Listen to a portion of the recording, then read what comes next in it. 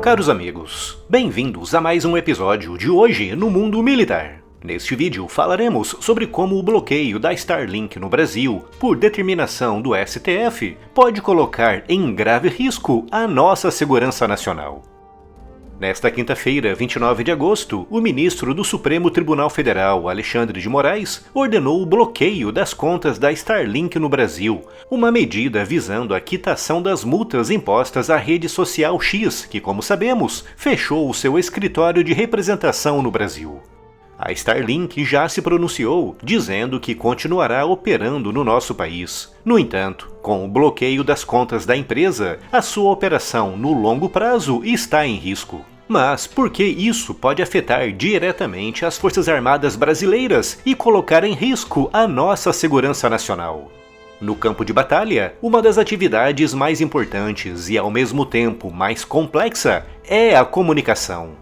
Antigamente, antes do advento da eletrônica, a comunicação era feita a cavalo, na época o meio de locomoção mais rápido em terra, com os comandantes reservando os cavalos mais velozes e os cavaleiros mais hábeis para essa missão.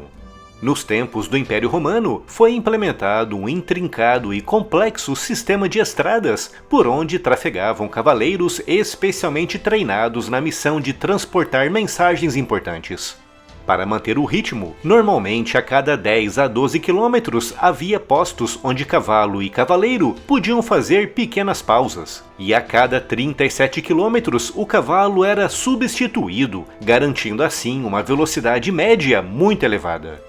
Naquele tempo, uma mensagem era capaz de percorrer até 150 km por dia ou mais, dependendo da urgência. Mas para mensagens a muito longa distância, acima dos 1.000 ou 2.000 km, a média costumava oscilar à volta dos 50 km por dia, podendo ser um pouco maior quando a notícia era ruim. Sim, vem dos tempos do Império Romano o ditado de que quando a notícia é ruim, ela chega mais rápido. Quase 2.000 anos depois, saltando para as guerras napoleônicas, o método de comunicação era essencialmente o mesmo, com os exércitos, por maiores e mais poderosos que fossem, ainda dependentes do cavalo para a troca de mensagens em terra. Essa dependência só começou a mudar no final do século XIX, com o advento e a massificação dos sistemas de comunicação por fio, primeiro com o telégrafo, depois com o telefone e finalmente comunicações sem fio, como o rádio. Graças a esses sistemas, as comunicações, que antes eram feitas a uma velocidade que raramente ultrapassava os 150 km por dia, passaram a ser instantâneas, autenticamente revolucionando o campo de batalha, com os comandantes em salas na retaguarda, recebendo atualizações imediatas de tudo o que estava acontecendo na linha de frente, com múltiplas linhas de comunicação, oriundas de diferentes setores, permitindo a criação de um cenário amplo e completo de todo o campo de batalha, facilitando e agilizando muito a tomada de decisões. No entanto, apesar da velocidade no envio das mensagens, surgiu um grave problema: a interceptação das mensagens pelo inimigo.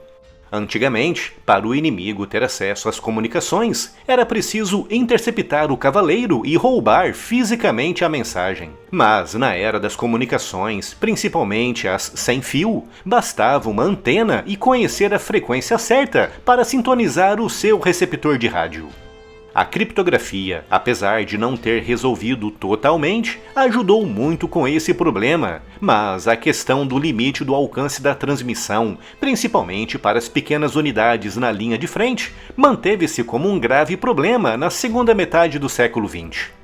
Mesmo os mais avançados sistemas portáteis de rádio têm limites de alcance, limites que, dependendo das características geográficas ou do local onde o militar está operando, podem ser ainda mais reduzidos, como o que acontece nos combates em ambiente urbano ou em vales cercados por altas montanhas.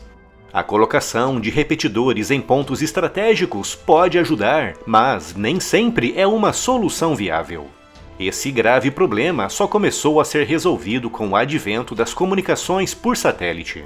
Inicialmente, os sistemas de comunicação por satélite eram grandes, pesados e extremamente caros. Mas, com o tempo e com o avanço da tecnologia, foram se reduzindo drasticamente, tanto em termos de peso e dimensão, como também de preço.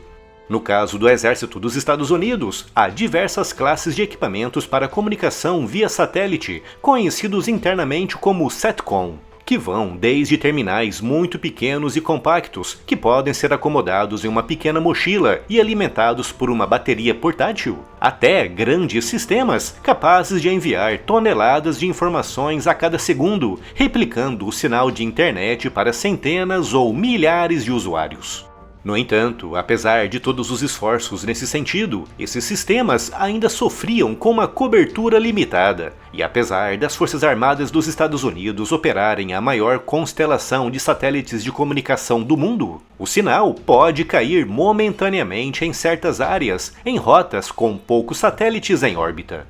Foi preciso uma empresa privada para resolver definitivamente esse problema. Refiro-me à Starlink de Elon Musk.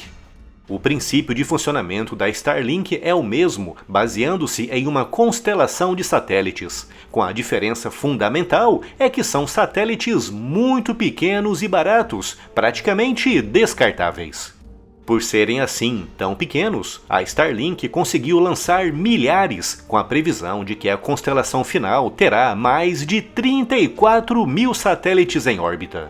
Com a composição atual dessa constelação, praticamente cada recanto da superfície da Terra pode ter acesso à internet de alta velocidade. Com isso, obviamente, sendo aproveitado pelos militares, com praticamente todas as forças armadas ocidentais, inclusive dos Estados Unidos, usando os sistemas da Starlink para complementar os seus sistemas proprietários de comunicação.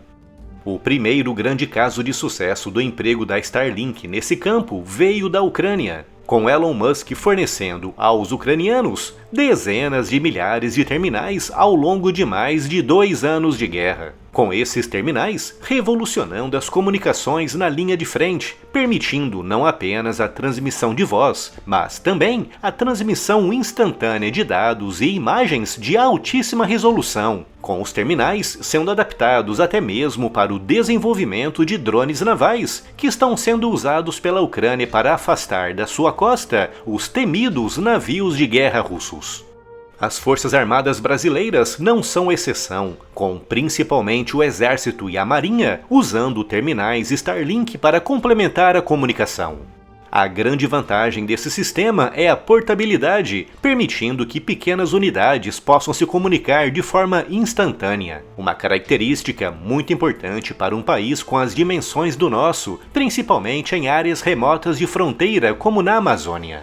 Naquela área costumam atuar os chamados pelotões de fronteira, pequenas unidades do Exército com a importante missão de fiscalizar e coibir ações ilegais como o garimpo e o tráfico. Mas, como essas unidades atuam em áreas profundas de floresta, a comunicação via rádio é praticamente impossível, restando como alternativa apenas a comunicação via satélite. O Brasil opera satélites de comunicação, como é o caso do SGDC-1. No entanto, trata-se de um satélite em órbita geoestacionária. Para quem não sabe, os satélites da Starlink estão em uma órbita muito baixa, a poucas centenas de quilômetros, o que permite o emprego de terminais pequenos, leves e muito compactos. Mas o SGDC-1 está a quase 36 mil quilômetros da superfície, obrigando ao emprego de grandes antenas e grandes terminais para o envio e recebimento de dados. Se a ordem de bloqueio emitida pelo STF resultar no fim da operação da Starlink no Brasil, além de afetar os mais de 215 mil clientes brasileiros, incluindo empresas que geram empregos e receitas para a economia, afetará também as nossas Forças Armadas, principalmente as unidades que operam em áreas remotas de fronteira, que é justamente a área por onde passa o tráfico que alimenta a violência que assola as cidades brasileiras. Uma nota importante: o alerta de risco à segurança nacional em um cenário de bloqueio da Starlink no Brasil foi dado pelo próprio Ministério da Defesa no dia 6 de junho de 2024.